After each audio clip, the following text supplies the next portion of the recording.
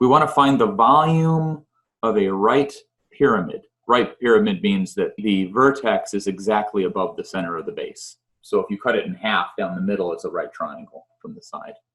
It has a square base in the xy plane. X is between -1 and 1. Y is between -1 and 1. And the vertex is at, in my problem, vertex is at 0, 0, 1. And this varies from problem to problem. And unfortunately, the picture doesn't quite reflect where the vertex is. But they tell you the graph shows a pyramid with the vertex at 0, 0, 3. So you're going to have to think about how yours might look a little bit different. All it's going to do is just lower or raise the position of this vertex. In my problem, the vertex is at 0, 0, 1. So I'm going to imagine that this is height 1 here. Okay, so compute the volume of 1/4 of the pyramid. Oh, this is the hint. Compute the volume of 1/4 of the pyramid and then multiply the answer by 4. Well, that makes sense. So what we're going to do here, let's go to the paper here. So the base of the pyramid is a square, right? So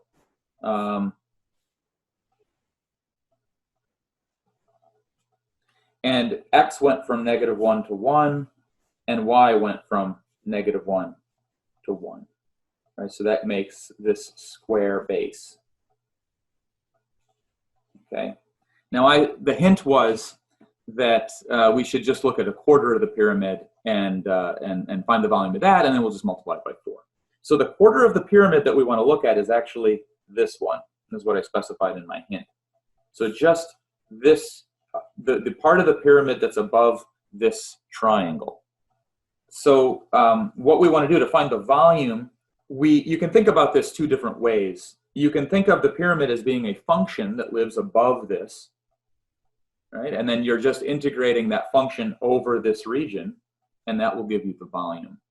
That would be thinking of it as a double integral. So approach 1, you could just say that I'm going to integrate over this. Let's call this region R for region. I'm going to integrate over R of the function of xy, and that function of xy is the height of my pyramid, right? So that's what gives it its three-dimensionality there, and I'll just do this double integral. Of course, we are in the section involving triple integrals, so let's do it that way instead. Approach 2, and you'll see they're really the same, as a triple integral, and we'll be doing a, let's use P for pyramid, a triple integral over the entire pyramid of the function 1 dv. This is a different approach as a triple integral. And when you want to find the volume, you just integrate the function 1. So in the first approach, you're finding the volume underneath the graph over an area, right? And the second part, in the second approach, you're finding just the volume of a region. So you just integrate the function 1, all right?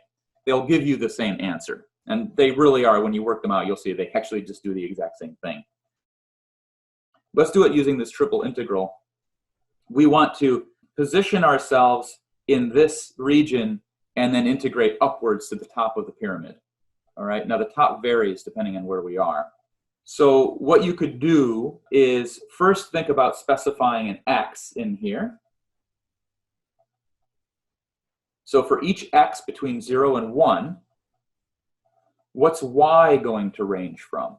Well, for each x, y is going to range from here up to here. So I get a line segment.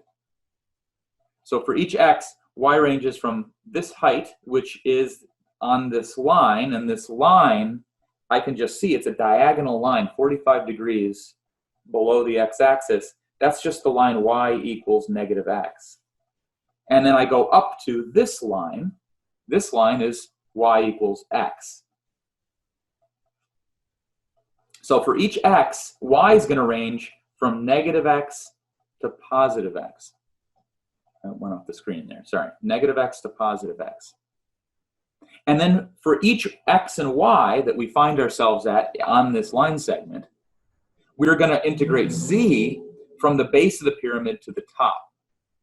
So z is going to start at 0 and go up to the top of the pyramid. All right, now the top of the pyramid is a function of x and y. Okay, so let's write down this triple integral, and then we'll figure out what that function of x and y is. Well, maybe I'll leave that for you to figure out. So we have our triple integral of 1. And now I started this by doing x first. So x goes on the outside, all right? The integral kind of does things in reverse. So when I was thinking about it, I thought about first positioning an x between 0 and 1.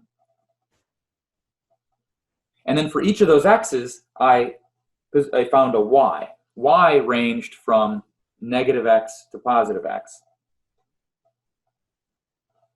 And then for each x and y, I thought about what z ranged from.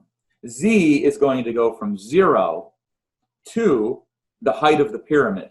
So above any point xy here, I go up to the height of the pyramid, and you can express that as a function of x and y. All right, so that's going to be a function of x and y here, and that's going to be the height of the pyramid. And you'll see that when you do this first integral with respect to z, this triple integral will become the double integral that I mentioned up here. So these are actually doing the exact same thing, right? Because as soon as you get through the dz integral, you're on to this. So both approaches are actually the same. How do you get the height of the pyramid? Well, if we look back at the pyramid, we can see that above the region that I specified, above that triangular region, the pyramid is just this surface right here. Yeah. So this surface on the right-hand side of the pyramid is just a flat surface. So it is given, it is a plane, right? So you know how to find the equation of a plane because, well, if you know 3 points on a plane, you know how to get the equation. And I can clearly see 3 points on this pyramid, on this plane, right here, here, and at the top. The top is actually given to you. They gave that as the vertex, right?